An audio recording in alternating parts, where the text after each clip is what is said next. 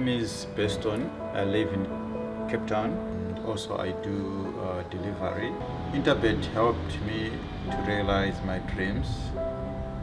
Now I have my own delivery vehicle and I'm able to do the removal in and around Cape Town.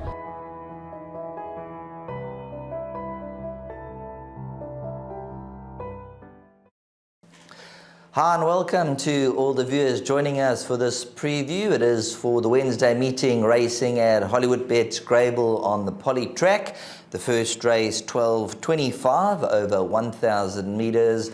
Joining me in studio is Devon Govender. Devon, how are you doing? And looking at the card, it looks one of the more trickier cards around. Yeah, all good, thanks, Sheldon. Yeah, if the betting is anything to go by, that tells the story because almost every race the betting is around about 33-1, 4-1 opening favourite. Let's kick off straight off the batting in race number 1 over 1,000 meters. Now take note, this show is recorded the day before, and at the early time of recording, I think that Sea of Tears number 9 will probably be coming out the first race. That is the word on the ground, number 9. Sea of Tears could be scratched in race number 1, but keep a close eye. So the betting will change. Number 1, Jade's Cabernet, will be trading at around 2-1. What Now My Girl at around 7-2, and number 3, Commerson's Passion, that'll be at about 6-1 if number 9, Sea of Tears, comes out.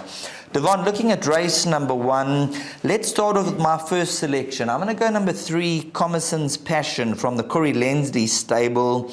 Came to Greyville on the turf last time out, went over the 1,400, but I just feel this horse could be best over the 1,000, and I see the blinkers are on. Even though being a 2-year-old, if you go back 3 runs behind Soldier's Eye, that form line's worked out particularly well, and I'm willing to take on the 3-year-olds here.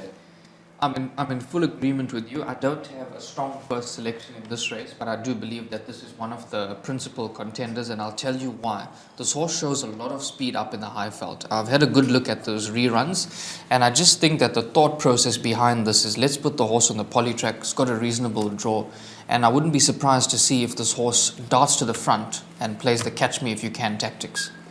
Now, when I said taking on the 3-year-olds, there's also some 4-year-olds, but they are fully exposed. Number 1, Jade's Cabernet. I see at this stage they've taken the blinkers off. A horse who's been a little bit frustrating, has the ability, so I'm not quite sure where number 1, Jade's Cabernet, is going. Perhaps looking for a bit further. They've kept it to the 1,000-meter trip from the 1 draw. Also has a little bit of pace. So it'll be interesting with the 2 of them up front early on, perhaps, and then you've got Ladies' Day. Yeah, you got to throw this horse into the equation. Has shown a good form. The recent runs are extremely good, and Craig Zaki's riding exceptionally well. He's got a plum draw, so you have to respect number 1, Jade's Cabernet.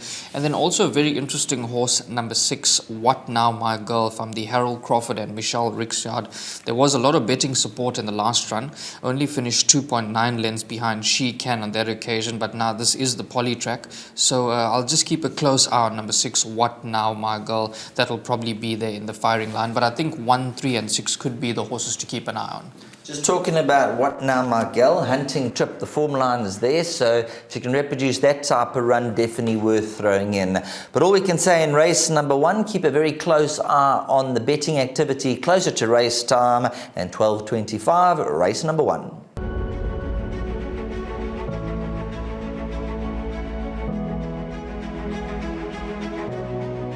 It's good fun. Days like these are great. You get the whole industry together, and to have, companies and corporations like Interbet and Cape Racing who are so generous with sort of time and energy into making a day like this possible is it's fantastic for everyone.